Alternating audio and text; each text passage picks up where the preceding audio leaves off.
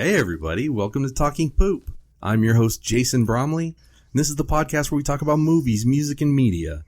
Today I've got a very special guest, if you will. His name is Phil, and he owns his own podcast called My Celluloid Heart Podcast, where he talks about movies.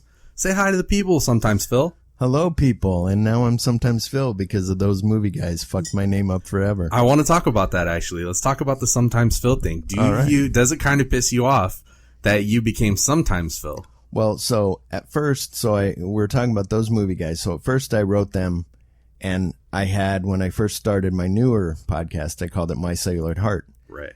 And then he would say, My Celluloid Heart said, blah, blah, blah. And then I was like, I need to let them know it's a podcast because he knew it. But I was like, the people need to know. So I changed it to My Celluloid Heart Podcast. Right. And then him and I text and stuff. So he'll be like, Phil said, and then his Phil will go, you mean sometimes Phil? Or, that other Phil. And so Phil did it. Yeah, it was all Phil. Goddamn that Phil. So, but then I'm like, that's fine. I understand. And someday I'm going to have Phil on my show, and we're going to do a time travel episode of Time Cop and Time Crimes. So that's awesome, but you should call him that goddamn Phil. Yeah. And then you can be sometimes Phil. Yeah. Now, see, I've always wanted a nickname, and I've talked about this over and over again on my show. It's a reoccurring theme. I was thinking about your nickname, and you used it on the Last Jedi episode. It was like Poopin' Pants Bromley, it was something. People are always trying to give me mean nicknames. Right, I want like a cool nickname. And I was thinking about sometimes Phil, and I'm like, I guess because he's not Joe's Phil, that it could be taken as derogatory, but I like it. Like sometimes Phil sounds cool. Yeah. Like if I was like Around the Way Jay, I'd be all right with that. Yeah. Around, like a reach around? Like a reach around Jay? Reach around Jay? Yeah. See, there you go, doing it again. Like everybody's got to fuck it up and make it mean. Well, it's like, I was thinking, on my other Twitter that was Phillip, I have two, and then I have one for the podcast. It's called For the Love of Film. But on Twitter, people used to call me the movie man because I'd bring up movies that they didn't give a shit about. And they'd be like, you're like the movie man. So it was like Phillip the movie man, Duke. That's pretty cool. Like, okay, that's cool. So we need something like that for you. But I agree. But back to my original question, does sometimes Phil bother you? Or do you accept it? No, it doesn't bother me. I just I go, well, you could call me Phil, but then same thing with, I'm sure it annoys people with me on my show. I'll go Joe Merle. Right. And I keep saying Joe Merle because I have my best friend since second grade, Joe Weedman. Right. So whenever I'm talking to my friends and I go Joe, and then I go Joe Merle, and they're like, who the fuck is this guy that's supposedly your friend that you keep talking about? And I'm like, you don't understand. My wife's like, you don't know the guy. I'm like, no, we text. And she's like, he's my friend from Canada, my movie friend. You guys don't know about him. You don't understand. Yeah. We just text. We don't talk on the phone. I did say, because you do mention Joe Merle a lot, because he gives you a lot of the movies that you wind up reviewing on your podcast. Yeah. So I told Joe, I was like, I'm going to start a drinking game for My Celluloid Heart. Whenever he says Joe Merle, I'm going to take a shot. And I was like, I'm going to be fucked up in the first 10 minutes. Yeah, pretty much. But that's a good idea. But I like it. I think the whole sometimes Phil, Around the Way Phil, whatever Phil, I like it. Yeah, there was I think there was landfill at one point. Landfill, yeah, I like that too. Phil said, you mean landfill? And it was like, okay. No, it's for my podcast, I put two movies together. Yeah. And I on a central theme or whatever, and then I talk about either by myself. That's what's good, is I can do it by myself, where I can just let the passion go, or I can have somebody on it. So you're saying that you can do it by yourself and let the passion go. That's right. And with some lotion and a napkin, I'm good. A couple napkins, maybe. Yeah. Yeah. When I learned that, I didn't need girlfriends anymore. I didn't need to pay for dates anymore. I was like, I can just do this at home myself. I'm 47 years old, and I go, oh, self-love. I get it. Yeah. So, sometimes Phil. Yes. We're here to talk about a very important movie today. Of course we are. And you should be honored because you're on my very first Arnold Schwarzenegger movie episode. Kind of. You and Brian did like the best action heroes, and you like that doesn't count. Blew Arnold Schwarzenegger. Like you guys were like, which he is the best. Would blow Arnold Schwarzenegger. Let's just put that on the table right now. Well, yeah. If he showed up and was like, you'd wear a maid outfit. Yeah. And then I would wear a Mexican maid outfit. Yeah. So that he would like me. Yeah, there you go. And then I would wiggle the berries and swallow the gravy. Like, I would do it all. Interesting. That's Yeah. good. That's good. Maybe you should be Wiggle the Berries, Jason Wiggle the Berries Bromley. Wiggle the berries and swallow the gravy. That's right. That's right. Because it could mean two different things. It could could mean mean like you something just else, like yeah. fruit. Right? And you like sausage and, biscuits and gravy. Yeah. No, we'll come up with a name for you. Everybody write into Jason Bromley and let him know what his real, like a good name of like. Yeah, like I need a nickname, Yeah. but I can't give myself one. Yeah. That's not cool. Yeah. Yeah. And it's not cool that I have to fucking solicit it and try to get you guys to give me a name. You guys should have just done it already. Well, and it's the reverse, just because I thought of this. It's the reverse of a car where you name your car, Right. but you can't have somebody. I remember I told my friend, what would you name the car? And they're like, I can't name your Mustang. You have to Right. name your Mustang. And so, segue for this, I named it Gina for Gina Gershon. Oh. But then also I like Gina Davis, which is spelled different, but Gina Davis because she's like an archer and she's, awesome with a bow and really smart. But anyway, but Gina Gershon because I love Bound. Did you ever see Bound? It's one of the first. It's the first Warshawski movie, so yeah, of course. Mm-hmm. Plus, it was one of those ones that you could like rent that was like not NC-17 or X, Yeah. so it was rated R, so you could watch it, but it was just like a fuck movie. Yeah. And it's so good. But yes, yes, Arnold, thank you. I am glad to be on this episode. What is this episode? Even though the title told everybody. This episode is a lesser known Arnold movie, but definitely one that everybody should see and have in their collection. Yes. Sometimes, Phil. I have it in my collection now. I went and bought it when you said, like, okay. See, So- and you can now thank me for owning Tremors and Red Heat. Exactly. Two classics Thank you. that Yes. should have been Yes, in that any I should have. movie lover's collection. Well, and at one point, this is us poor people talking, I had like 350, 400 movies, DVD and Blu-ray, maybe just DVD. Great collections, like special editions, like all this great stuff. And I needed to pay my bills. And I was like, fuck, what do I do? So I tried to have a yard sale. So then I'm like, okay, I only made like $10. Then my friends came out and her and her mom bought a bunch of stuff. So I'm like, I still got to pay bills. So I had to take everything to Zia Records, sell everything for like $320. And they were even telling me when they opened the box, you got some good stuff in here. I said, I know, it kills me to fucking give it to you guys. Yeah, that's a horrible story. So yeah, so then I had no DVDs and then I had to start from scratch and do my Blu-ray collection. You know, you could have just went behind the 7-Eleven and sucked like 2 dicks, and then you would have had the same amount of money and you'd still have all your movies. Where were you 10 years ago? Seriously, dude, I probably would have given you $300 to suck me off like 2 or 3 times in a row. Oh, God. Yeah. No, there's that gravy name again. Oh, God. Well, what's great about sucking dudes off behind the 7-Eleven is that you can go in and get a Slurpee for $1.59 and it takes the taste right out of your mouth. Oh, that's true. Yeah. Yep. That's good. Let me write that down. Yeah, dude, for I've been there future- before because Yeah, I've been you're in a like- similar situation as you. I still have all my movies, bro. Yeah, exactly. You're like, I got to fund this film, and then they give you money for blowing them. But yeah, so I bought Red Heat, and I watched it, and I forgot how good. Like I was thinking it was good in a okay way, Like in a but cheesy 80s way? No, it's fucking solid. It's good, like Midnight Run good. Like it's funny, but also serious drama, like action, like everything. Police Captain Ivan Danko came from behind the Iron Curtain. Danko, you're welcome. Hunting down his country's deadliest criminal. What did he do? Take a leak on the Kremlin wall or something? I need cooperation. Sure. Whatever you say, Gumby. Now, he's about to team up What do you say? He say, go and kiss your mother's behind. with the most unpredictable cop How you doing, honey? Drop dead. Thank you. on the streets of Chicago. You look like Marvin Hagler to me. I lost money on Hagler.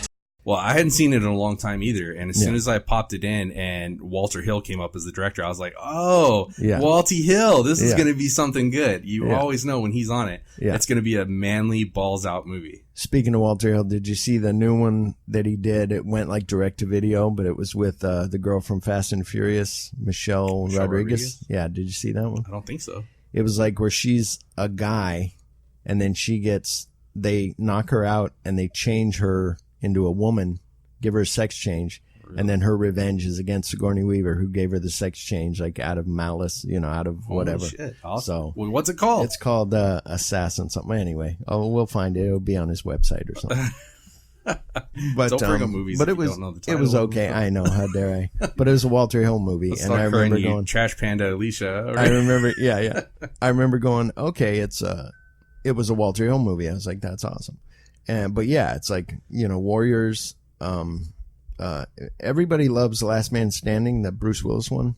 It's okay. I didn't like it the first time I watched it, and then upon rewatching it, it grew on me. Yeah.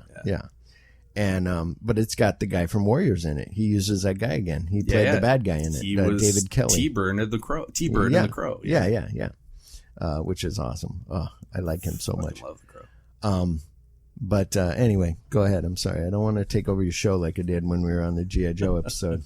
So this movie, Red Heat, it starts off as the manliest fucking movie of all time. Oh, yeah. Like, just right off the bat, there's a dude shoveling coal, and then there's just a bunch of buff fucking naked dudes working out, and they're just like pumping iron, and it's like a Russian steam room. Yeah. And you're like, what the fuck is going on? And then you just see like naked Arnold walk into frame. Did you see though that it was like it was a co-ed bathhouse? Well, like that's what I was just gonna mention that is that just when you're like, wait a minute, this is starting to feel a little bit gay. Yeah. Then there's chicks rubbing their titties in a fountain. Yeah. And you're like, yeah. Oh my God, this is the manliest movie I've ever seen. Yeah. So fucking Arnold walks in wearing nothing but like a little towel over his cockles. Yeah. And did you notice he's wearing like a little towel and a key? And I assume that's like his locker key. I don't know, but that's funny. He's got like an old touch. school key hanging off the thing. So I was like, all right, cool. And then he's walking in, giving everybody the Terminator eye, dude. Yeah. He's just looking around like so fucking badass. Yeah, you can almost take that and overdub the dun dun dun dun dun dun dun dun dun, like the Terminator music. Totally. And like all the naked Russian guys are like looking at him like, uh-oh, even though they're like so freaking buff. Too. Yeah, they're all, it's like he went to a gym and was like, he did talk about that on the making of stuff of like, oh yeah, we went and saw this main bodybuilder from, the Ukraine or whatever. And it's like, okay. So even the ladies are kind of looking like, uh-oh, there's going to be trouble. Yeah. And then they're Arnold, like, I'm a maid. I might be fucked. Yeah. Yeah. Well, yeah, exactly. Yeah. Because Arnold likes the yucky ones. Yeah.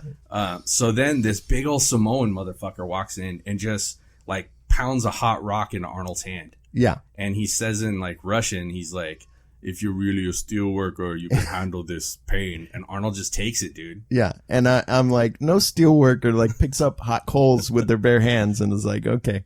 But he holds it and then he fucking punches the guy. Yeah. Punches him with the hot rock. So not only do you have Arnold fist, but you have Arnold fist around. It's like a roll of quarters in there. Like, exactly. Yeah. And he punches him fucking out a window. Mm-hmm. Like the guy flies out a window. And then we realize that we're in like a cold, like Russian mountains. The guy flies out into the snow. Yeah. And does Arnold think twice? No. He jumps out in the snow in his bare feet and his little fucking towel. And then we get into a fight. And then did you notice the dude that is like there too, that like jumps out the window to help the Samoan dude? That's Sven from the Mallrats, the security guard from Mallrats. Oh, is it really? I'm trying to think of Sven. And he was Tank in the Power Rangers show. Did you ever watch Power Rangers? Or No. not Power Rangers, Captain Power. No, I saw some of Captain Power, but I never saw that. Do you remember Captain Power had like the little toy jets that came with it, And Yeah. you would like, you could shoot at your TV and it would like keep the score. Yeah. Tell your fucking watch I know. to shut up. Let me try to turn that off. That is a party it's somebody foul. calling me. That's what it is. Yeah, it's a big time party foul. Yeah, you talking about how poor you are, but then you're like, oh, excuse me, I'm getting a call on my watch. Exactly. What are you, fucking Dick Tracy? Like, Exactly. Don't let me forget that, by the way. I threw it over there by the rocking horse. We'll call you Jason Rocking Horse Bromley. No, did you... no, I don't... I'll have to look at that guy, but I think I know him. He's in all of Arnold's movies. All of them. He's Yeah. always getting his ass kicked by Arnold. He's That's like Arnold's funny. buddy. That's But cool. then like Kevin Smith found him and he knew he was Arnold's buddy. That's why he used him in Mallrats. Yeah. As the big security guard Sven. Oh, that's cool. Don't Yeah. you remember he had a little like a straw hat on? I've seen Mallrats maybe 3 times, and it's been a while, but I did just get it on Vudu, had like my Us DVD, Blu-ray, Yeah. had a special thing where you could get Mallrats digital for free. And Mallrats, like, how do those go together? Well, because they had other movies, because they were Universal or Universal. whatever. Yeah. But yeah, I like Victor as the bad guy. I don't know if Victor showed up yet. Oh, Victor no, when they show went up chasing. because he's looking for Victor. Right. By beating up these big studly men. And so they have their fight in the snow and they roll around in the snow naked. And then that's when Arnold finds out where Victor's at. Yeah. And then he goes to another club, which is a seedy Russian club. Yeah. But everybody has their clothes on. Yeah. But Arnold walks in. I was so upset. And one of Victor's like henchmen like stands up and he gets right in Arnold's face and he's like, Yeah. Why are you fucking with us? Where's your evidence? And Arnold just straight up like fucking picks him up and flips his ass over. He lands on his back and then Arnold goes over and kicks his leg and it looks like he breaks his leg. Yeah, he picks it up and breaks it. Yeah. But it's and a fake leg. Yeah. Oh yeah, pulls it out. And then Arnold lifts it up and he fucking pours out all this cocaine. And it was like 18 kilos of cocaine. Not in a so bag. Much cocaine. Not in a bag. No, it was just open in his fucking leg. Yeah. And then he turns around and says, cocainum. Yeah. That's so fucking amazing. I was Yeah. just like, dude, why do I not watch this movie every day? Yeah, exactly. Yeah, it's like, oh my God. And then Victor goes running right after that. Yeah, Victor. I'm trying to get Victor in there because I like Victor. Victor's I can tell you want to get to Victor. Well, because that's the next thing on my list. But, and I've seen Victor in something else. Did you write down where you've seen Victor before? I didn't, but I watched on my DVD, on my Blu-ray, there was like a special edition, and it was like, I'm not really Russian. I just play one on TV. It's like a little documentary. Nice. So, but yeah, I looked it up, but I forget what he was in. But I looked up some stuff, but I don't have a special edition DVD. My DVD didn't have special features. Mine's Blu-ray. It looked awesome. It looked really good. Really? Mine was kind of grainy. And I got to meet Jim Belushi when I was doing security at an event, so I've heard this story on your podcast, but I want you to tell it on this one. So we haven't even got to Jim Belushi yet. We haven't even talked about him being in the movie. I'm sorry. Maybe but I should the cover of the film film is Arnold and Jim Belushi. Yeah. Jim Belushi. James Belushi. James, yeah. You know, you've met him, so it's I'm Jim. like, hey, Jimmy. Yeah, what's up? Yeah. No, I was doing security at this event, and my bosses didn't want me to do it because they were thinking that I'd be like geeking out or just not doing my job, and I'd just be like, that's James Belushi. So did you know beforehand, before you took the job, who you were watching? No, the night before, they were like, we got to watch this audio equipment, you know, the soundboards and all that for this ballroom. So I was like, okay. So I go, well, who's going to be playing tomorrow? What's the corporate event? What is it? And my bosses go, no, you don't need to know. We got it covered probably. So I'm walking around the back, and on the monitors, it says James Belushi and the Black Hearts, or the Sacred Hearts, or whatever. And I'm like, oh my God, it's going to be blues music. Awesome. I love blues. So I call my boss, hey, I know who it is. It's James Belushi. I can work it. So them being nice to me, they let me like be by his green room, watch the green room.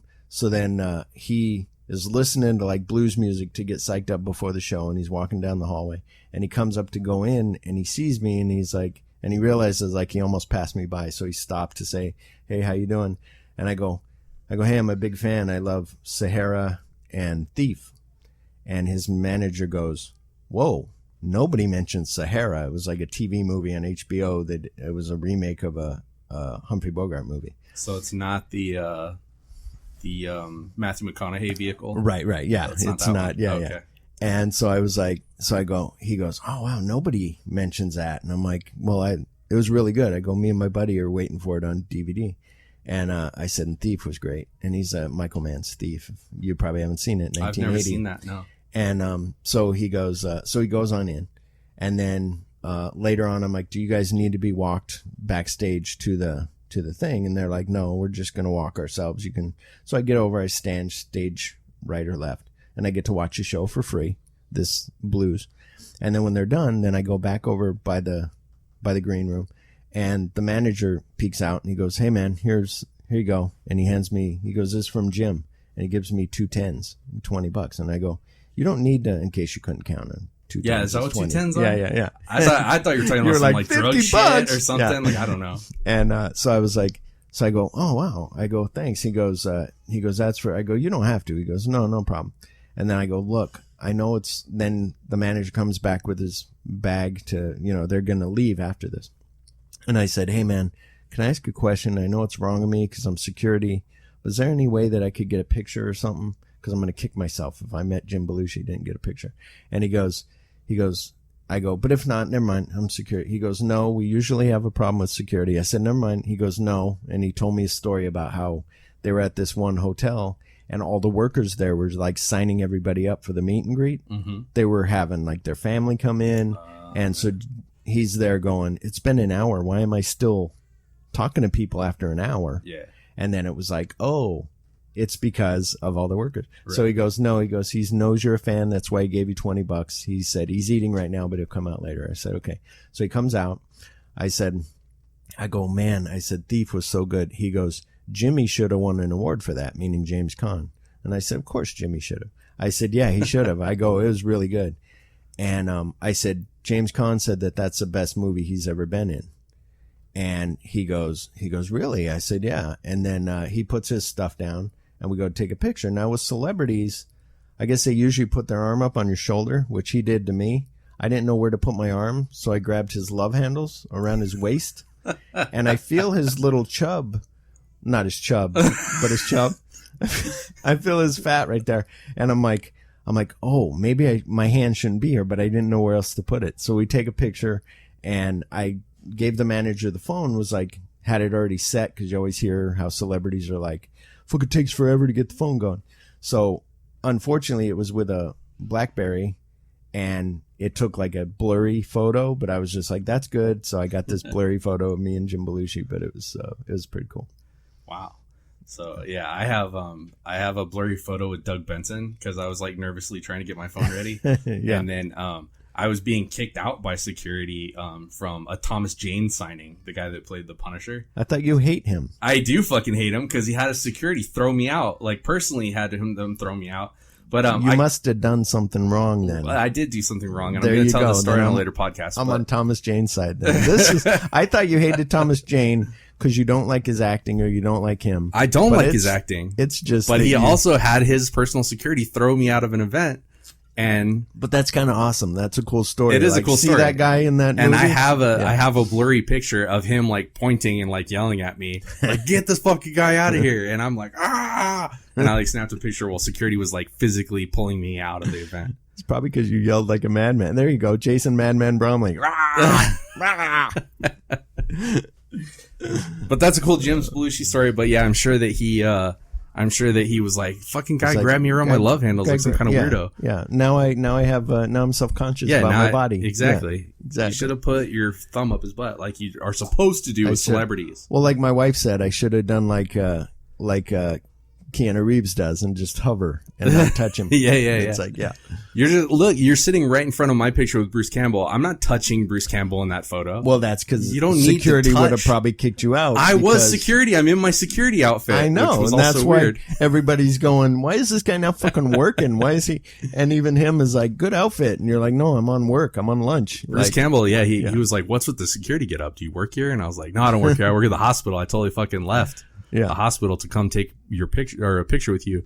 And then he was talking to me about like hillbilly moonshine. He was like, have you got these guys that drink this hillbilly moonshine? They get all crazy and then they come into the emergency rooms and start beating people's ass. And I was like, no, we just have like Indians that drink like fucking Miller High Life and then come in all crazy and stuff. Yeah.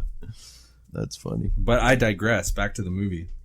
Yes. One of the things I noticed is that Arnold's hair in this was taller than I've ever seen it. Yeah, he had like kid and play hair. Yeah. It was kind of ridiculous, but it worked for him. Yeah. Like only somebody as giant as him could have like hair that big. Well, and something else that they did in this, which was he didn't say any one-liners. It was just like a cop drama type thing. I mean, it had the action and the comedy in it, but he was never with the one-liners. It was just, you know, and I heard Walter Hill was like, so. No, now you have to finish your story because we were both going to tell the story and then we both stopped. And then I was like, well, it's your show, so go ahead. Okay. But yeah, go ahead. Okay. So Walter Hill was the one that didn't want Arnold to do a bunch of one-liners and be like a one-trick pony. And he wanted to work with Arnold, but he didn't want to do like a science fiction movie. Yeah. And he felt that that's where Arnold could work in a science fiction movie. He was like, Arnold can't play a normal human being, so what else can I do? And he was like, oh, he could play a Russian. Yeah. And Arnold spent 3 months trying to learn Russian for this movie. Yeah. I couldn't tell a difference in his accent. Yeah, you? me neither. Yeah, me neither. No. And kokum, I don't think is a real word in Russian. He was like, kokum. And then, like, there was a couple of times where he said stuff, and I was like, he said vodka, and he kind of said it Russian. Yeah. But I was just like, I don't know. I'm not buying it. But the thing about one-liners, my cousin brought this up. I did a show semi-recent. Well, whenever you hear this, there's a show on my podcast about Shark Week.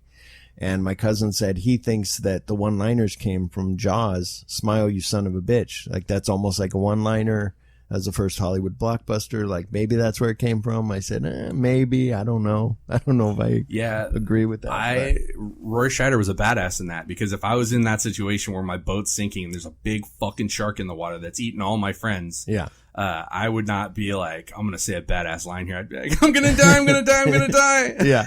Exactly. Please make this shot. Please make this shot. When the camera cuts back from the shark to you, it'd be just you with the rifle in your mouth. Like, goodbye. I saved one for me. Yeah. Smile, my son of a bitch. That's how Jaws would have ended if it was me in it. Yeah.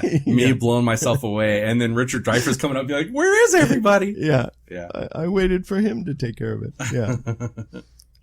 But when Victor's chasing that guy, the cop, or he's being chased, and he has that. I know you probably never saw Taxi Driver, because you told me on my show that you don't like old movies. Driver. He's got that Taxi Driver type of gun that pops out of his sleeve. Yeah. And that's always cool.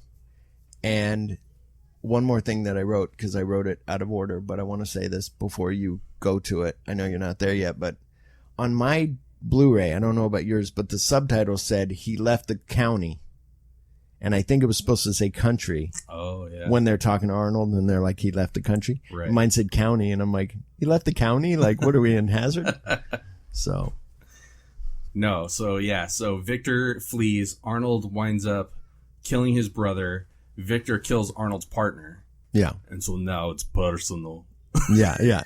Exactly. So they decide to send an army, a military guy to America to bring Victor back, which I just don't think that's how it goes and down, I think he dresses military, but I think he's supposed to be like a cop, right? Well, do they have cops in Russia, or is it the military? I would think they have cops there, but he did wear like they used to. They don't anymore. But yeah, I don't know. I'm thinking he was a cop, but he was dressed in like an outfit, like a military guy. Right. But again, if you listen to my episode, everyone, about Fred Ward. I really noticed you're trying to direct people away from my podcast to your podcast. It's because these two things link. Okay. So on my episode, you were like, on Remo Williams, did you notice that guy polishing the gun in front of a picture of the gun? Yeah. And it must be movies that you and I watch together, because on Red Heat, did you notice that guy rubbing the seatbelt? In New York for no reason. I didn't notice, but it's right when they first cut to New York, and Victor is like, or the black guy's going to meet some, he's going to talk to the guy on the phone, and they're doing the little thing, and there's a guy in a car just rubbing a seatbelt, and it's like, wow, it's weird. So I did think it was strange that Victor flees Russia, and then like it just takes him a couple of days that he's there, and he's already got a drug deal set up with these black dudes. Back in the 80s, we didn't trust Russians. Yeah. So these black dudes, they were probably not going to like trust a Russian, and he gets married. Yeah. Well, yeah, exactly. And all that within like a week. And I think it was because I think it's wherever the money's come. Oh, you got money? Like Green talks. Like, okay, I'll sell you. I don't care if you're Russian. You're paying for my houses, I think maybe. I don't know how it was back then. But yeah. But no, I agree. So now we cut to Chicago. Yeah. And that's where we meet our other star of the film. That's right. James Belushi. In the best thing, because I love boobs. And I love natural boobs. I hate fake boobs. And I love how you can tell the difference just by looking at them. You can be like, that's a fake boobie. Pretty much. Usually. Sometimes I'll be like, that's fake. And then I'm like, oh, no, it's not. I don't see any scars when I accost women in the street. Oh, yeah. And I'm Phil, the accoster of women, Duke. I am Phil, the accoster of women. But he's talking about boobs, natural or fake. Like he's talking to those guys. Yeah. And it's just funny, like just, it's totally not right now for the world, but Yeah, I was thinking that too at that part. Yeah. I was like, this is not a Me Too conversation. Mm-hmm. But it was like supposed to set up that he was like kind of a like vulgar, kind of tough, but kind of slobby. Yeah, well, and they're like, we're here for this, and he's just like, look at those chicks, and they're like, are you watching these guys? You know? Right. He's watching the hookers. Yeah, That's what yeah, he's watching, exactly. But back to the fake booby thing, you know, I don't think I've ever seen a real fake booby. Right. I've seen them at strip clubs. See, the only strip club I've ever been to is in Flagstaff. And it was like the Little Titty Committee. Did you go to that weird one that had like the black curtain? It's called the That's Joint? the only one. Yeah, that's Joint. what I thought. Yeah. Me and my buddy had to find that, and we went to a Circle K, and we're like, and my buddy's like hunched down in the car, and I'm like, pardon me, sir, do you know where there's a strip club around here? And right about then, this woman, I'm trying to be quiet and discreet. Right. This woman walks up, and she goes, oh yeah, it's called the Joint. It's right over there. And I'm like, oh shit. Yeah, so we go there, and we saw a pregnant stripper. What? Yeah, it was crazy. I've seen the C-section scars at the Joint for sure. It was sad and crazy. But also, I've had my friend's mom has fake boobs. And when she goes to give me hugs, it's like two rocks pushing into my chest. And I go, oh, gross. What are you doing hugging your friend's mom, dude? Because I say goodbye. She's like my surrogate mother. I have whatever. tons She's of friends. I don't say You don't hug their mother? I You don't say goodbye. bye, I'm leaving? I do, but I don't hug them and be like, oh, nice fake boobies, Mrs. So-and-so. No, see, I knew she had fake boobs because her son told me. But then when I go to leave, like it was Christmas or Thanksgiving, either I show up or I leave, and she hugs me, and I'm like, feels like two rocks pushing in my chest. That's gross. You're like Jonah Hill from Superbad. Yeah, that's right. Well, I put my hands there, like right in front of my chest. I'm like, give me a hug. Yeah. Something that I don't know when they cut to it, but over there in Chicago, back to the movie. Because I could go off forever about boobs. They have who's in charge of changing those printer ribbons? Where they had all the typewriters like printing up whatever's wanted or whatever. Seriously, yeah. And I'm like, who goes in and who checks those all the time to go, oh, that one's, because it's going through printer ribbon like crazy. Because printer ribbons used to just, as you type, it would go. Right. And then when it's empty, you got to buy a new one. Yeah. So, yeah, it's crazy. Yeah, that was definitely like a 1980s police station. Yeah. And in charge of it is the wonderful Peter Boyle. Yes. In a great little, like, being the angry police chief. Yeah, usually they're stereotypical, which he kind of is, but he's a white, angry captain. But he also changed it a little bit that he had like too much stress and it was causing a heart condition. So he had like fish and he was like trying to listen to like nice music and stuff to like make him seem like he was like a more modern guy. Yeah. But it was like so smoky in that police station. Like just all the cops were smoking cigarettes and drinking coffee. Yeah. It's like, oh yeah. Back before we had, I kind of am fine with like when we used to smoke wherever. I don't smoke, but when people would smoke. I miss the smell, dude. But also, I never smoked, but I was fine with it. Yeah. And now all of a sudden it's become, you can't, but now you watch movies and you go, wow, they used to smoke on flights. They used to smoke in buses, you know. I used to love, like, I remember going to restaurants and they'd ask you smoking or non-smoking. And, you know, and my Aunt Lois, like, kind of raised me and she always smoked like crazy. So, and in the house too, like smoked in the house. Even people that smoke now don't even smoke in their own house. Yeah, yeah. But like getting in her car or like her house, it always smelled like smoke. And I never smoked. My parents never smoked. Yeah. But yeah, I still like that smell of like a cigarette was smoked here. Yeah. Well, yeah, it's that thing of, there's smells that you'll smell sometimes and you're like, I know that from childhood. I can't really recall it, but you know that smell. Yeah. And it's sometimes like for you, it's probably like that comfort of, that's my aunt. I remember my aunt, you know, stuff like that. But anyway, sorry to bring the show down for a second. Seriously, why'd you get all sad and shit? Pruitt Taylor Vince, the guy at the front desk of the hotel. Yeah, the guy with the twitchy eyes. The guy with the weird, he got fatter and he was in Identity. Yeah. Which I didn't write down because I was like, Phil's not going to know this dude, so I'm not even going to fucking say it. But I wrote it down, but I always thought he was in 8mm. I remember him being a bad guy at the end and me liking it, but it might have been Identity. He was the killer in Identity and all the people were in his head. Yeah. Oh, fuck. Spoiler alert if you haven't seen Identity. Thanks. Yeah. I was like, I'm going to check that out. Oh, never mind. I don't have But he's been in a couple things, but you can always gauge him because his eyes are fucking going all over the place. Yeah. So crazy. And in this, he looked like a young dude. Like I've never seen him that young before. Yeah, me neither. Well, and then I even saw the guy, it won't mean anything to you, but do you watch Psych? No. Oh, well, anyway, the ME from Psych was in here, and I was like, hey, that guy, and he was only in it for a second when they're coming down the stairs when they're investigating the shootout at the hotel later, and it's like, what the hell? But anyway, when we had a very young Larry Fishburne, looking very Malcolm X-y. Yeah, I noticed that. I was like, my wife's like, is this Malcolm X? I'm like, no, honey. So you don't like reading movies, but you're okay with reading this movie? What do you mean? Dude, I read because that's what sometimes. I wrote down. No, you tell me. I don't like foreign films. I don't like to read my movies. You know, after I said that, I was like, I said that trying to like be funny and cool or whatever, but I was like, I've seen lots of foreign films. I read lots of movies. And like, Clerks is one of my favorite movies. It's black and white. And I was like, I've never seen a black and white movie. Right. Well, you said just because they're black and white doesn't mean they're classics, which is true. But I wrote that down because I was like, he's reading this movie or going, like, fuck, I forgot how to read. When you and Joe were talking about your 1950s bullshit, I'm out on that. Yeah.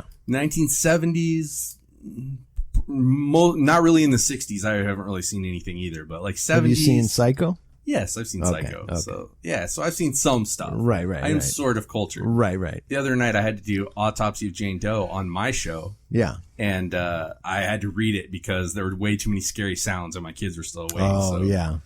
Plus they were talking all, like, it would be all quiet. I hate that. And then it would be like, dun, dun. Yeah. I always hate that when I'm like trying to watch it while the wife's sleeping and all of a sudden you're like, whoa, wait. So in the film that we're talking about currently, James Belushi gets partnered up with Arnold. He has to go pick him up from the airport, and he's like his liaison in America. Yeah. So they take Arnold. Do you understand why Arnold wanted to go to that shitty ass hotel? Because that's where Victor was. They were like, Victor's been known to stay here, or this is where criminals are. This is where we've seen him, or those black people have stayed.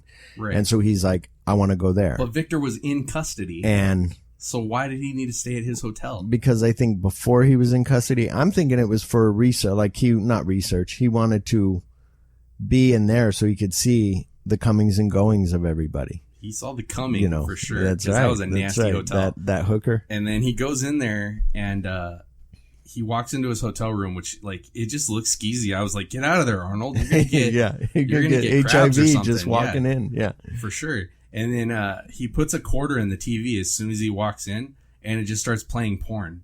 And then he goes, capitalism. What the fuck's that supposed to mean? Yeah. I think wasn't it a commercial? No, he puts in a quarter, and it's like if you play a quarter, you get to watch porn. Oh, right. Yeah. Like I wish porn was a quarter. It's because capitalism. They make you. He fell for it. He paid the quarter to watch the shit. Where At least they didn't pull the thing where he puts the quarter in the vibrating bed. Like how many times have we seen that? Yeah. What was that I watched the other day that they did that? And I was like, my bed does that now. Like I have one of those automatic beds. But back then it was like a novelty to like put a quarter in, and it's funny. When I used to have panic attacks, I would shake really hard, and it was always right before bed. And your wife would be right to sleep. Yeah, my wife would be like, nice. I'm having a panic attack. And she'd be like, oh, I'm so sorry. Do you want me to stay up with you? And I'd be like, yeah, just stay up and talk to me. And then I'd be like shaking, and like all of a sudden she's like in the best sleep of her life because I shook her to sleep. Yeah, she'd be like, I didn't even have to pay a quarter. Yeah, thanks. Yeah. She's like, you're better than those vibrating beds. That's right. And then I don't know when he showed up, but Brian James from Blade Runner and Fifth Element, he was in there. I don't the know one who who says, he's the one on Blade Runner. He says, hopefully you've seen Blade Runner. It was after 78, but I saw Blade Runner 2049. Where he goes, good one, zing. He goes, wake up, time to die. He was that guy. He's the other replicant. There's him. There's Batty. There's the girl, Daryl Hannah, the mermaid. So there, dude, you just zinged so many movie references at me. I almost couldn't handle it. Anyway, it's all the replicant. He plays one of the replicants. By the way, R.I.P. Rutger Hauer. Yes. Oh, so sad. Oh, so good. Did you ever see Blind Fury? But anyway, he played. I saw it a long time ago, but I want to watch it again because that's another really good one that holds up. And I put here that I always like Gina Gershon, but I don't know where you are in the time of the movie. So go ahead. We can talk about Gina Gershon. So this was her first movie, I guess. Yeah. I would figure. Yeah. 88. Yeah. And she's one of those actresses that I always like had my eye on. When I'd see Gina Gershon, I was like, oh, this is going to be a good movie. Did you ever see Joe? A movie called Joe with Nicolas Cage? Nicolas Cage. Yeah. And Matthew McConaughey. No. I know of it, but I haven't seen it. No, Killer Joe. Matthew McConaughey. Matthew McConaughey takes this drumstick of chicken, puts it by his dick while he's standing there, makes Gina Gershon go down and blow the drumstick.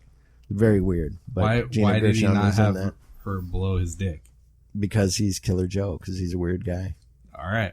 But yeah, I was thinking, but when you're watching it, you go, what would make an actress go, I get where you're going here. I guess I'll blow this chicken. Like, aren't you going to blow the drumstick and go, this just doesn't feel right. Why is this for my character? Why is this good? Yeah, seriously. That's before Me Too, I guess. Yeah. But it's Matthew McConaughey, too. I feel like he can just tell a woman to do anything and she'll just... Well, yeah, true. They're like, but it's I'll McConaughey. It'll be great. You'll be known as forever the scene where you blew the chicken drumstick at Matthew McConaughey's dick. Right. But I can't remember really a standout performance by Gina Gershon. Can you? She was in Face Off. A standout or non-standout? Like a standout performance where it was like this is a Gina Gershon joint. Like, well, I really like Bound. I like how Bound tough, is like the closest. How tough and cool she is. And a lot of women or lesbians or cheese-loving people like Striptease. They like her in that because they say she's a great character. Was she in Striptease? Yeah. With Demi Moore? No, not Striptease. The other one. Oh, the one with the girl from Saved by the Bell. Yeah. I want to do that movie with you. What was that called? Striptease. Okay. Yeah. No, it's not. No, it's the other one. It's the Showgirls. Showgirls. Yeah. So she's in Showgirls. Yeah. And that's another director that director's like just doesn't care about how he is with women. I watched RoboCop the other day, and it's like by Paul Verhoeven is just like anyway. But yeah, I would say Bound with her was that way. The closest. It was her, the closest to her. And Jennifer Tilly. Because she's never really been like the main star. I think she had she was like the main star of a thing called Rock and Roll or something, because she does music, but it was What's like up with everybody doing music video in Hollywood? Why do all movie stars want to be musicians? I'll tell you what, though.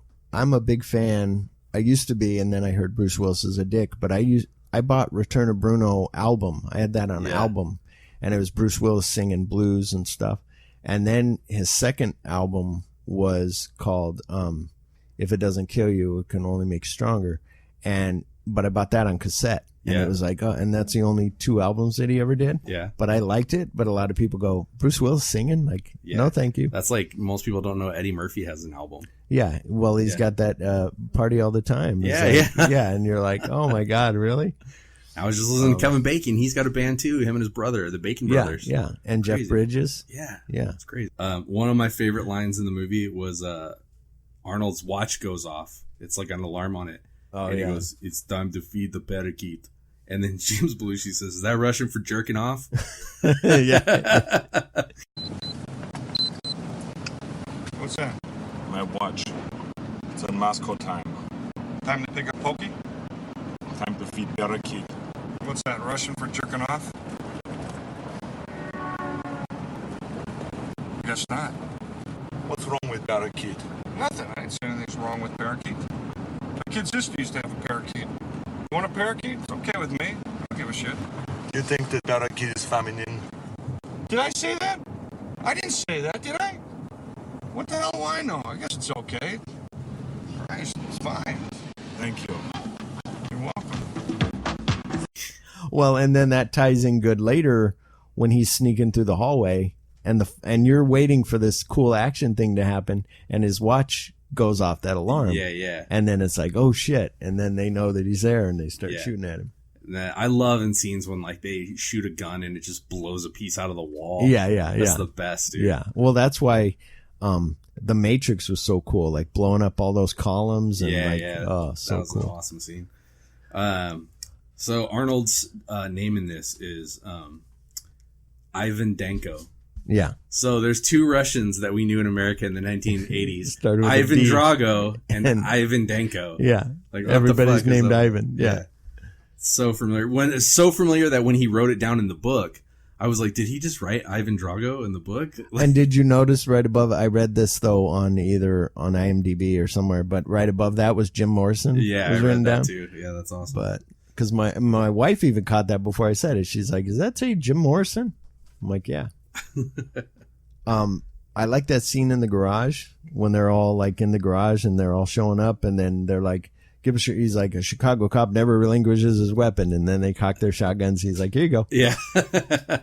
Yeah, that was good. I loved the back and forth between Belushi and Schwarzenegger in this, and Schwarzenegger really had to like play it cool because being a big star, you want to have all the lines, but he had to give Belushi the setup. Yeah. And Belushi too, because Schwarzenegger was getting the jokes at the end, so he would line them up and then Schwarzenegger would like knock it home. Yeah. And it was just stuff like, can you try not to kill guys this time? And he's like, yes.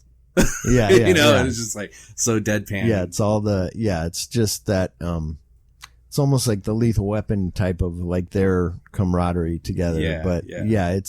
And that's where I said like this is more of a procedural cop drama comedy action, but not where it's like Raw Deal is more like comedic, I think, from what I remember. I remember Raw Deal being more like hardcore, but I could be wrong. I haven't seen it in years and years. Maybe we should do that sometime. But yeah, Raw Deal. We should definitely go through the entire Schwarzenegger library. That's right. Because I celebrate the man's entire catalog. Well, he is so great. I'm hoping this new Terminator will be good. Me too, dude. Man, I did not have any hope for it, and then I saw like not the trailer for it. I was like, whatever. But yeah, Tim Miller at Comic-Con, they talked to Tim Miller and James Cameron, and then they showed some of Schwarzenegger doing his thing, and I was like, oh shit, okay. Yeah. And it's rated R, and they even got Eddie Furlong back. Yeah, and it's supposed to be a direct sequel to number 2. Well, I noticed at one point they were showing Arnold doing some fighting, and he's got the green glove on his arm so that they can erase his arm. Oh, cool. And I was like, is he the fucking Terminator from the second one? Like, because he burns up. Spoiler alert. Yeah, he burns up at the end of Terminator 2. That's what I'm thinking when they said this is a direct sequel. I'm like, but he burns up. Yeah. And they even throw his arm in there and the chip, and they throw everything. Right. And then it's like, well, then why is he there? But also, if it is a direct sequel to 2, but then remember the one where he came back in Genesis or one of those, where he comes back and he's living there and he's watching Sarah or something. Well, they're saying they're pretending Genesis doesn't ever exist, which is a good thing because that was fucking stupid. Right. And they basically just jerked off on all of my childhood dreams and memories. Well, and it's like, I think I told you before, where they keep changing you can't really go with like one timeline anymore, because then it's like, oh, well, we do this. Right. And now the timeline change. With every movie, the timeline changes. And you're like, I don't like that. Like, give me, But that is what they're doing here, because they said that Sarah Connor is like, we're picking her up from another timeline where Judgment Day didn't happen. So but she's a fucking badass. So I hope they have a good explanation for it. Yeah. Is all I can say. I'm sure they will. If James Cameron's more a part of it, then they should. Something that I wrote down, because me and the wife, what they did good, the nurse thing. I don't know if we're at the hospital yet, but the nurse thing. The nurse thing was crazy. Was cool, because usually they'll have you can tell it's a dude in a nurse's outfit, and you're like, that's a dude. Like, this one was like good, where you were like, it kind of made me feel weird though. Is that a girl? Like, yeah. Because I was like, would I fuck that guy? Well, I rubbed one out, and I added it. And how did you, when you finished, celebrities I'd fuck? I added that to it. I was like, who is this guy? When you finished, did you feel gay that you rubbed one out to a dude, or? No, because I was like, in my head, I thought it was a woman. Right. So it's okay. Yeah. Exactly. It's like Eddie Murphy picking up the transvestite, or Danny Bonaducci, beating up that other transvestite here in Phoenix. Remember when that happened years ago? No. Yeah, he picked up this girl, went to take her home. She's like an Indian, like totally, when you see him, totally looks like a dude. Right. But he's like, I went home with her. We're ready to have sex. She's got a dick. I'm like, dude, you're a dude. And he knocks the guy out, and the guy calls the police. It's a whole thing. You don't have to hit him. Just be like, I didn't know you had a dick. I'd like you to leave. He's like, I thought you were a girl. When I worked at the sex shop, me and my buddy used to play this game. They have these papers that you can get for like swingers or whatever, and they'll have regular women, female, men. And then they have transvestite, transsexual, and transvestites. Me and my friend would cover that part up. I'd be over on my end. I'd be looking at, I go, would you fuck her? You see her in a bar? You take her home? And he'd go, yeah. And then you go, she's transvestite, or transsexual. And maybe this is inappropriate, but, it's definitely not me too, but you were doing this in the 90s or whatever, it was safe. Right. Yeah. And same then. thing with me. Well, and I had this guy that would come in and go, and he would have to give his name. My name's David. I'm here to rent a movie.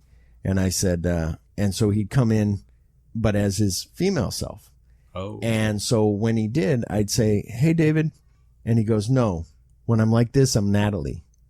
When I come in as a man, I'm David. And he came in with a beautiful girl one time and was as his male, in his in his male persona. Right. Had this girl, but then usually he'd just come in dressed in drag, rent some movies and go home. And it was like, okay. So that was a very interesting job you had there. Oh, it was. We had a security guard that was there that was like, dude, I just fucked the hooker over there behind the dumpster. I'm like, wow, that's romantic. Oh man, that's hilarious. So that nurse thing was cool because. So we should explain that. Yeah. For anybody that hasn't seen the movie, they go to the hospital and they want to talk to this dude, get information out of him. He's a witness. He's one of Victor's men, and somebody else has already been sent there to kill him, and it's a man who dresses like a nurse and injects him, and then they're like, hey, stop that nurse, and then he starts running like a freaking track star. Yeah. And his wig, or they don't know until they shoot him. Yeah. They blow him the fuck away. This is when a cop could chase a dude and the dude's running away and you could just blow him the fuck away. Yeah. In a hospital full of people. And then had to do that thing like they did on Psycho where when Norman Bates comes in to kill them and then they kind of got to pull his wig back to let you know, like, here, it's Norman Bates. We want to show you. Yeah. And it was like that. Like, we got to show you that this is a dude. Yeah. It wasn't a woman that we killed. Like, But yeah, and then it was a stereotypical. Remember, that was a big thing. You and I talked on my show about cars used to go over cliffs. Yeah. I was just watching a movie today where they go, lock off the bridge, and they pull the bridges apart. Oh, yeah. And the guy jumps the bridge. Nice. And the other car crashes. Nice. And I'm like, why don't they do that anymore? But now it's all like safety. Like if you watch the Blues Brothers, like there's no way they can make that because that thing, there's a big space between the street That's and like the bridge. In Speed when they jump the bus, you're like, fuck my butt. Yeah, right. But here's an interesting thing about Speed. So Speed, they said, we're going to jump this bus. We got to weigh it down. We got to do certain things, make it real light, make it whatever. They jump it.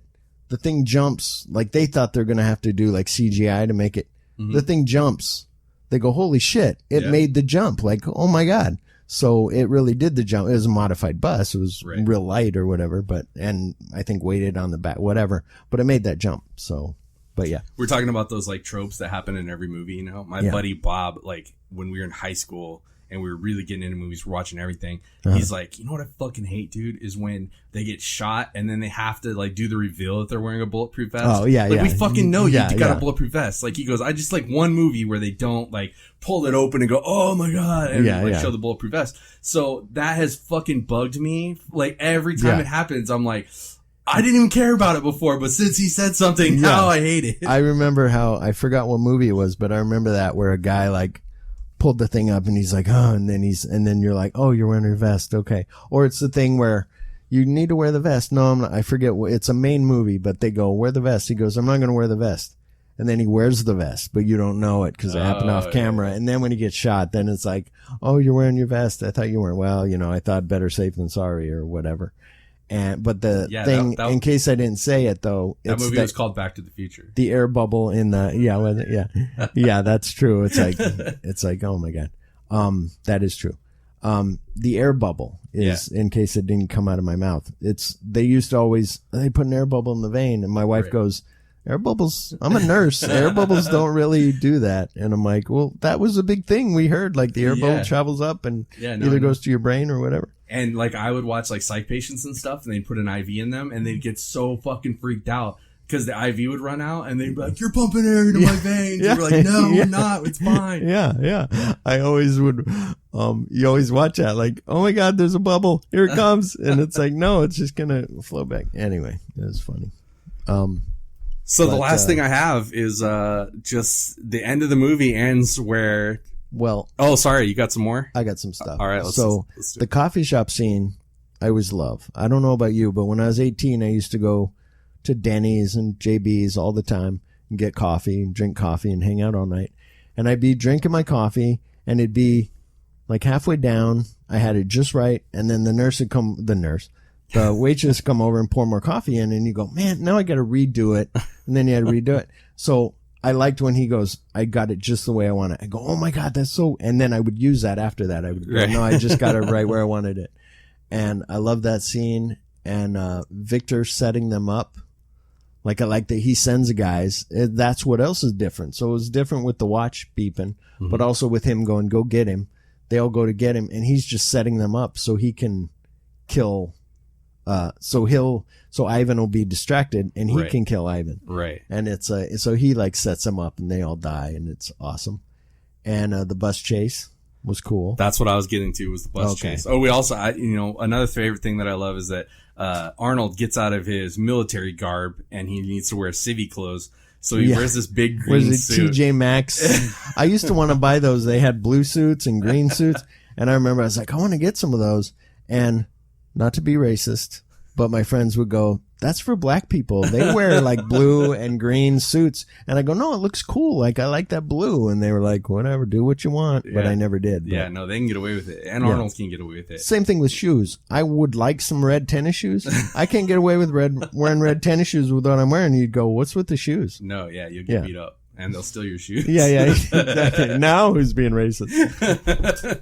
Shit. So anyway, he wore the big green suit, and he is like, you look like Gumby. Yeah. And I just like, I love Gumby. Well, and then even he says something like, oh yeah, I think also when his alarm goes off or something, he goes, do we got to pick up Pokey? Like, and it's like, no. Yeah, the Gumby jokes are awesome, and I'm sure no kids know what Gumby is. Yeah, I had to tell my wife. My wife's like, I know Gumby. She held up a dog toy that she had recently bought, and I'm like, oh, wow, okay, cool. Speaking of wives, so I'm watching this movie, and my wife comes in and goes, oh, what's this? Because it looked like an interesting cop movie. There's like gunshots and stuff happening. Yeah. And then she sees Arnold, and she goes, ugh. And I said, what the fuck you mean, ugh? That's Arnold fucking Schwarzenegger. You show respect. Rest in peace, wife. Yeah. So, and she asked me, she was like, by the way, we're doing this podcast from a trailer because he got kicked out of the house. Welcome to my new apartment. That's right. So she was like, she's like, what is the male fascination with Arnold Schwarzenegger? And I had to explain it to her, man. I was like, Arnold represents everything we wanted to be, but couldn't be. In a way that I don't think anyone ever has, nobody's delved into it. He's the king. There was all these superhero action stars like Stallone and Van Damme and Seagal. Schwarzenegger was the king, man. Yeah. And he was the biggest, and we wanted to be buff, but we could never get that buff. Nobody could get that buff. Well, and it was the kicking ass and taking names thing, and it was just that he was, nowadays you don't have these, you got Jason Momoa trying to be an Arnold or a Stallone, and you can't do it. There's something about, and kudos to him. I'm Austrian. I'm going to be working out. Now somebody comes and tells me I'm going to be in Hercules in New York. Right. I'll do this little thing. Oh, now I got a job called The Villain, where I'm playing a good guy in a Western. Okay, I'll do that. And then all of a sudden you're in Terminator and you're blown up, And it's all from we're not going to have you say much because you don't speak very good English. Right. And it just makes it work. But it's Commando. I want to see Commando again because I haven't seen it for a while. But there's something about, like you said, I couldn't even put it into words of not that he's great or whatever, but it's a thing. Well, I mean, he is great. You know what I'm saying? Yeah. It's hard. That's what I was trying to explain to her is that you don't need to put it in words. Yeah. Yeah. Putting it in words cheapens it. Yeah. Yeah. There aren't words. It's like saying, I love you. It's not enough. Yeah. Yeah. No, it's that thing of, and that we've gotten away from, and maybe it was cheesy 80s, but it was Stallone and Arnold were our only guys. Right. And then when they were finally going to be in The Expendables together, you were like, oh my God, but then they weren't really together. They were just talking to each other. But it was that thing of I've talked to a friend of mine who's an actress who used to be an actress in the 90s, an extra type of thing.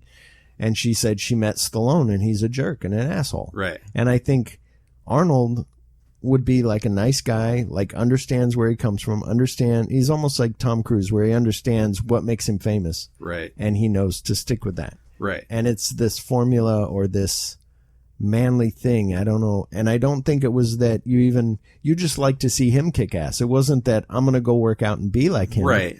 It was, there's some people I think in the workout community after seeing like Pumping Iron wanted to be him. Well, and no, Pumping Iron inspired me to want to go like work out, and like I love that for it, you know. Yeah. And then like, I mean, if you do look into Arnold's life, which I did later in life, and eventually we're going to do a whole Arnold episode dive, just about Arnold. But like, yeah, it's very respectable what he did. He came from nothing and he built up to what he was. But yeah, he was this thing, this superhero almost. And you said it's not around anymore. It is. It's in the Marvel movies where we have these heroes, but they have superpowers.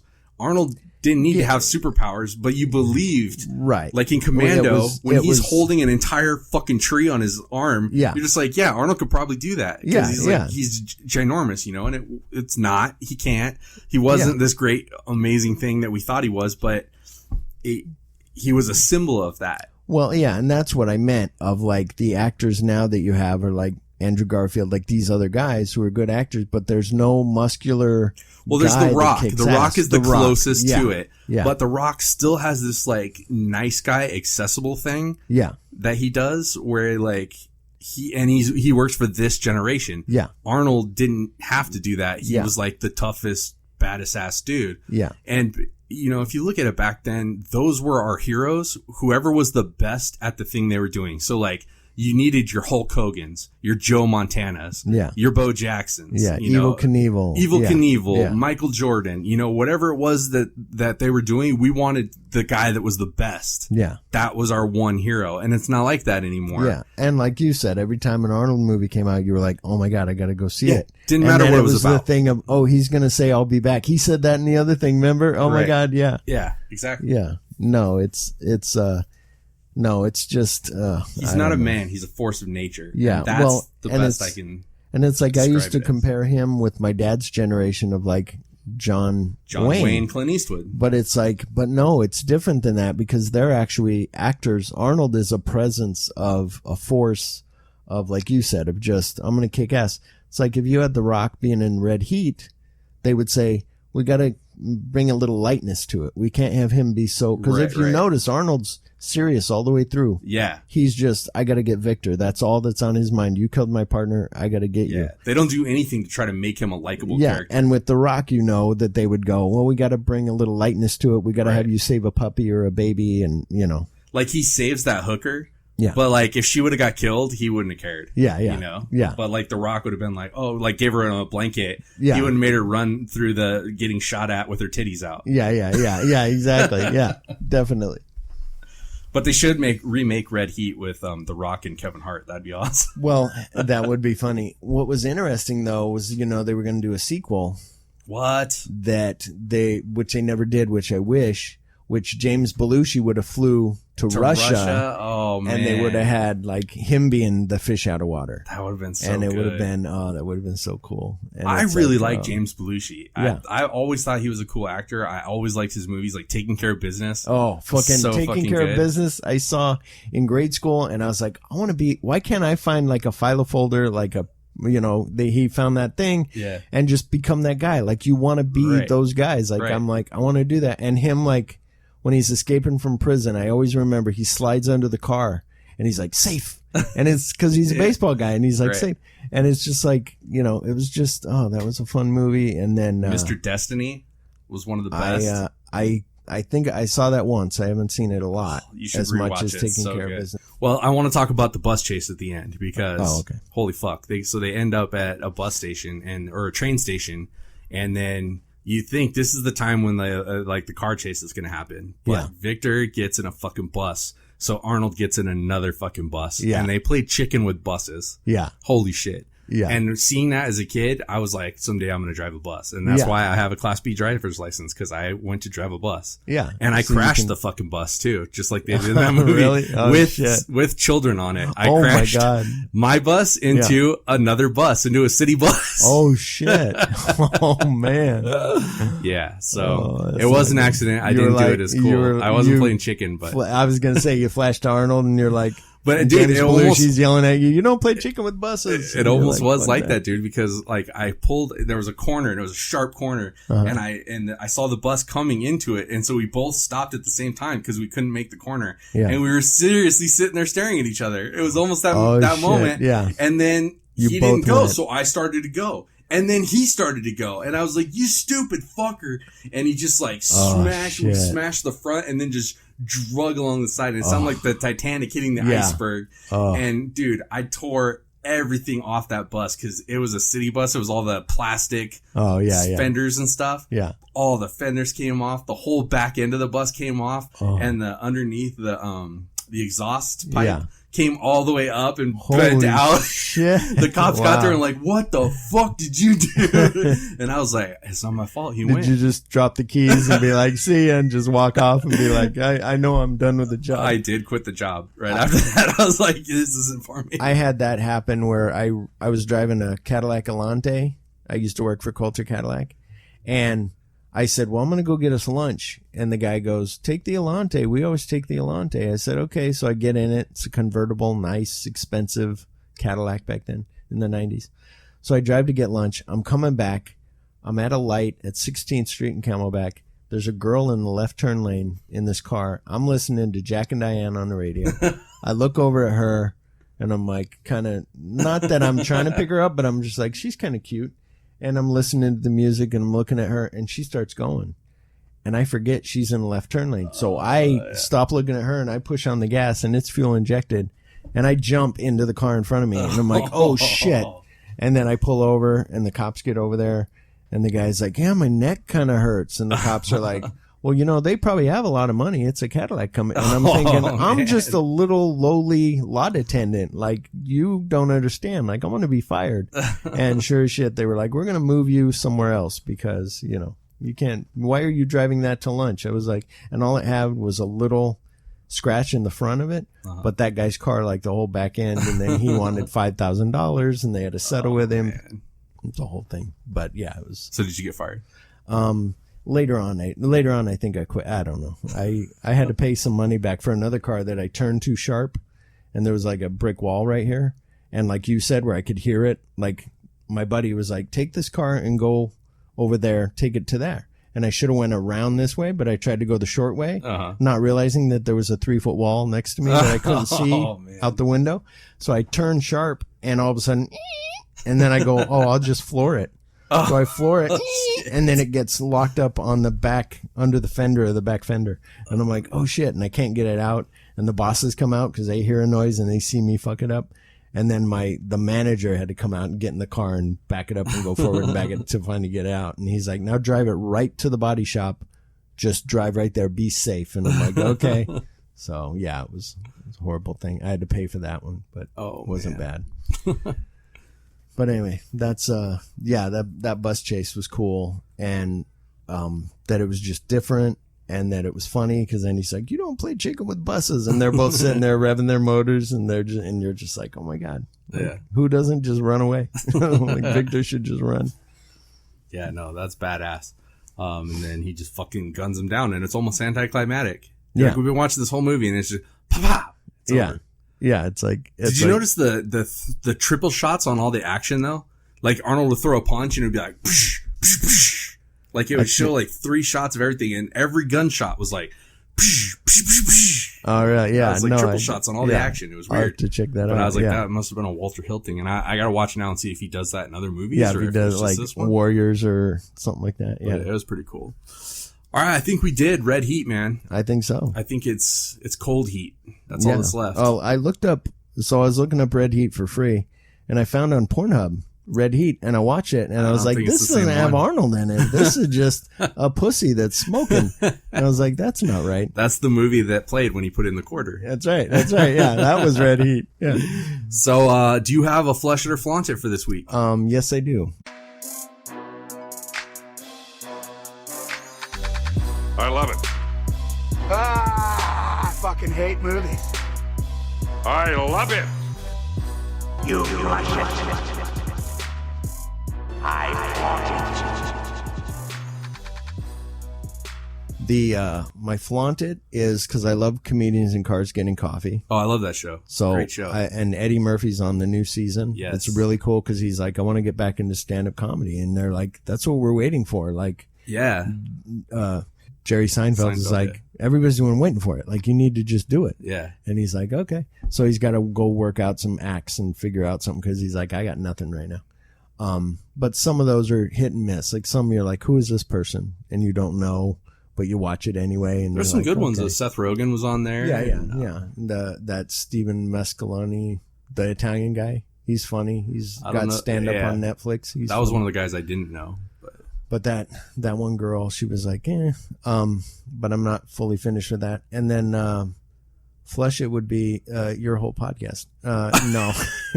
How dare you? No, I couldn't think of. I can't think of anything other than I did try to watch some movie the other day, and it was horrible. And now I'm trying to think of what it was. There was one that I was like, oh, it's an 80s movie. This should be cool. It's called Naked Vengeance. I'm like, that sounds like awesome. Like exploitation, like it's gonna be cool, in it. and boobs, and it'll be this girl who's like got to be a hooker to to go get revenge. And so I start watching it, and it's going for like 30 minutes, and nothing's happening. And I'm like, well, come on, I want like the action to go, like somebody die, and then you get revenge, like hurry up, and nothing happened. So it was like, oh man, but anyway, but I am watching some other ones for getting ready for Once Upon a Time in Hollywood.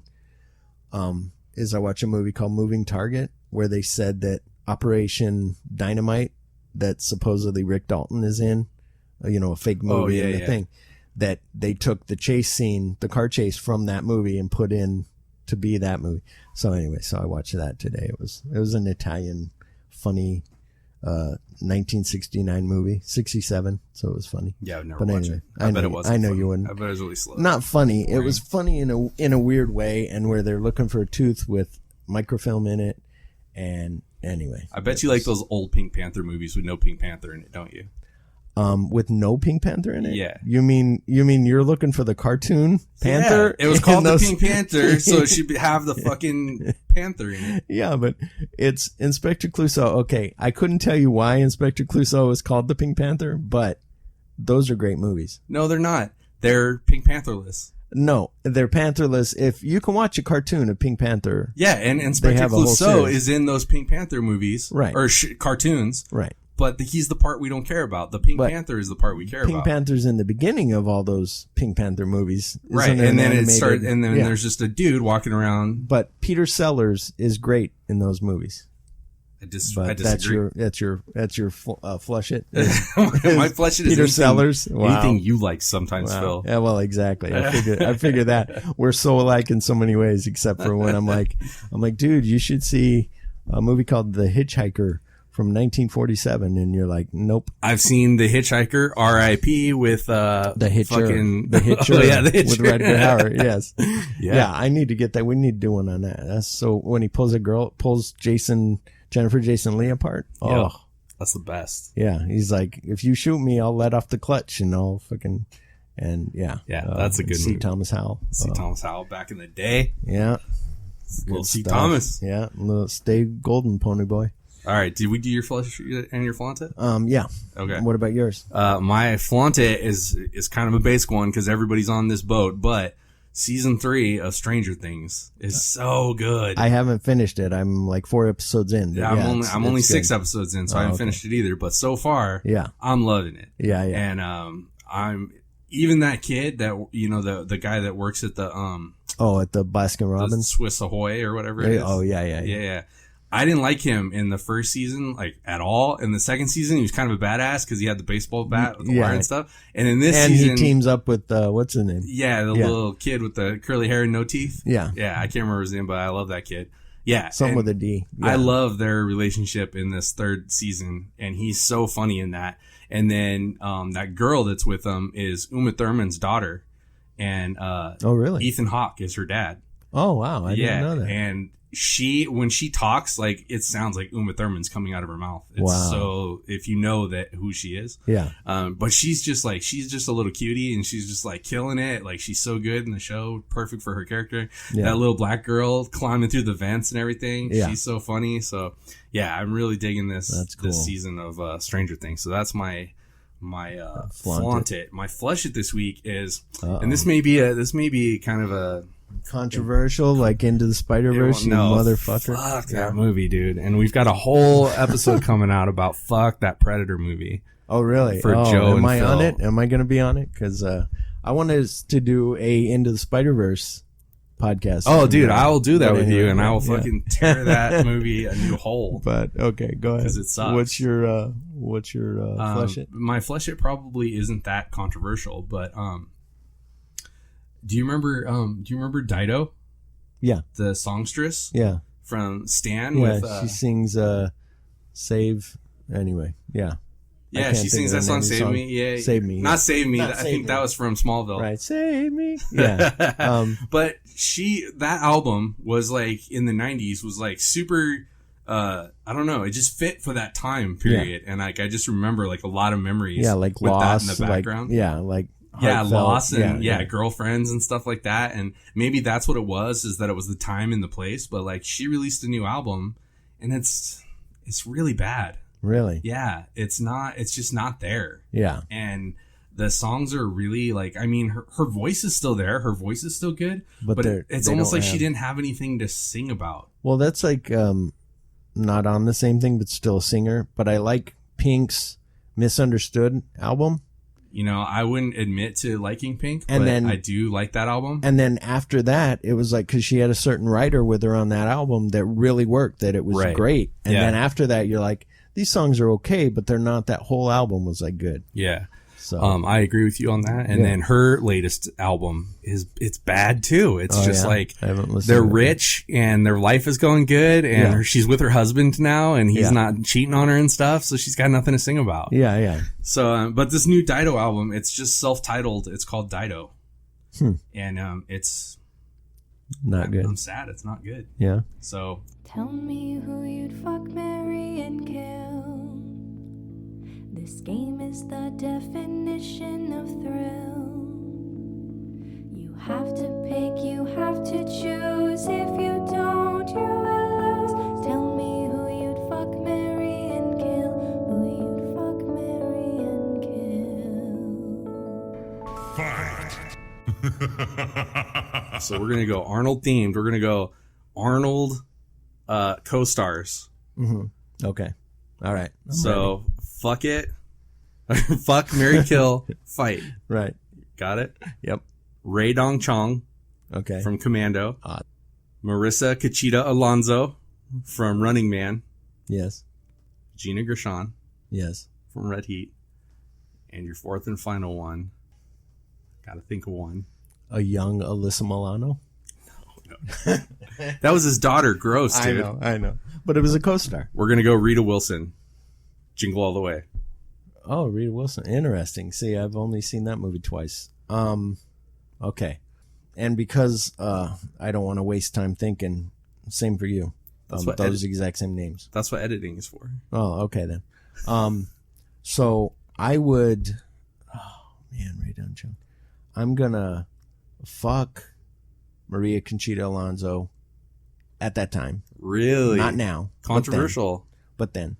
Is it because of that scene in Colors where Sean Penn fucks the shit out of her? No, it's just because I've always liked her. And then I think recently, like, I looked her. I also liked that girl remember the girl from The Rookie with Clint Eastwood? With Raul Julia. She was like his wife or girlfriend in that movie. But she was a Mexican girl that I liked back then. Why do you keep making it racial? because I like Mexican She was a girl 'cause that you liked back then. in high school. Like I think we talked about on my show a little bit of people going, why do you got to go with the strippers and all that? My thing was, I was always like, oh, that girl's hot. And my other white friends were like, why are you always going for the Mexican girls? And I go, because they're cute and they got, nice bodies. And they cook it well. So, yeah. And they'll make me some green chili burros. And Racist. That's what they cook. I can't help it. Black people cook watermelon. They cook it, right? But speaking of that real quick. So I had this racist thing once that I was at the video store. I was managing a video store. 3 black guys come in. They're like, what's a good movie we should rent? And stupid me, because I'm not even thinking. I go, well, have you seen Boys in the Hood? That's a good movie. Have you seen Menace to Society's great? Dead Presidents? That's a real good one. And then I go, what the fuck am I doing? You guys watch other movies than black movies. And they're like, yeah. And we start laughing. I'm like, okay, here's at least 7. they were cool about here's it. This. Yeah, exactly. Should have been like, well, I hear Roots is real good. Yeah. Well, a black couple came in once and they go, somebody told them somebody at Blockbuster said, you should rent American History X. Oh. And that starts with that guy getting curb checked. Yeah. And they're like, what the fuck did this guy have us watch? Like later it becomes a redemption thing, but right. In the beginning, no. And they're just going, what the fuck? So I was like, yeah. So then I'd marry, I think Rita Wilson. I'll marry Rita Wilson because she seems nice and wholesome. That seems like a very adult choice of you. Yeah. Gina Gershon. Oh yeah, because now I got to fight. I'm gonna fight Gina Gershon. What? She looks like she knows karate, and I think she really does know karate. She probably does. She's for sure a dancer. And then I guess I'll kill Ray Don Chong. You might have to. Yeah, I guess I would have to. I got 4 people in my room. I gotta kill somebody. I don't know why Rita Wilson be okay with me fucking Maria Conchita Alonso, but because you don't ask her. That's right. Well, I mean, if we're in the same room, then I gotta go look over there, look in the corner. I always look at it as like the person that you choose to fuck, you fucked before you married the girl, and then when you marry somebody, you tell them it doesn't matter who I fucked before you. Right. It's only you now. You don't need my list. Exactly. Exactly. My wife won't give me her list, and I'm worried to death. Well, that's because a better she won't thing. give it to me. That's a better thing because one time I think I asked my wife, and she's like, I asked her some other kind of question. She's like, "Do you really want to go there?" And I'm like, you know what? No, I don't. Because what you don't want is I've had 150 guys before you. And then you, because you're you, is going to go out of those 150, how many guys had huge dongs? Right. And, and then you just start dissecting all this stuff of, overthinking. I overthink. I think about it every day that I don't know. But my I was going to say, but if it bothers you, then. And I flat out asked her, I've been like, hey, okay, we've been married a long time now. Like when I first met you, I asked you and you said you wouldn't give it to me, and that's fine. I let mine slip. Yeah. And it's not impressive. Yeah. So like I let mine slip. You let that one person. Yeah. You were like my pillow. And you're like, oops. I was like my beanbag that I had when I was in high school, and then you. Yeah. No, but I've been married before, so that could be a point of contention I could see. But it's not. She doesn't care. Yeah. She's like, whatever. Yeah. I don't know that bitch. Yeah. And then, but yeah, so I let my number slip. She's like, pff. And I'm like, what's pff? How many dudes have you? Yeah. And she's like, well, I'm not going to tell you. So like, not that long ago, I was like, we've been married 7 years. How many dudes have you been with? Like, it doesn't even matter anymore. Yeah. And she's like, I'm not going to tell you. So like in my head, that's hundreds. Yeah. Hundreds, if not thousands. Yeah. So I don't know. It really bothers me. Anyway, what were we talking about? That's true. Now it's your turn for, fuck, marry, kill. Fight.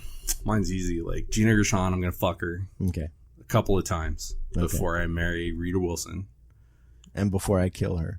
And I'm going to kill... Or no, I killed Ray Don Chong. You killed Ray Don Chong. I'll shut up. I'm going to kill Maria Conchita Alonso because her voice annoys the shit out of me. Wow. Okay. She's always like... Racist. And I'm like, wow. Oh, shut up. Wow. Shut Do up.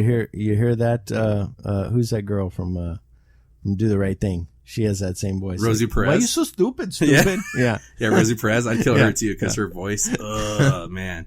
And then Ray Dong Chong, I would fight because her dad is Cheech. Yeah. From Cheech and Chong. So It's Chong from Cheech and so Chong. I know that she's not tough. Like she never learned how to fight. And I just beat her really You easy. think so? Yeah. That's what's funny though. I'd love to see that because then you'll be like, I thought Gina Gershon knew karate. I guess it was Ray Don Chong who knew how to break my neck. Yeah, it could have been. Yeah. I think Ray Dong Chong was just in something too. She was in like a series. She might have been. She's like back again. She might have been. Guess She was in it's that back. Quest for Fire, remember? Back again. Quest for Fire. I don't know what that is. Yeah.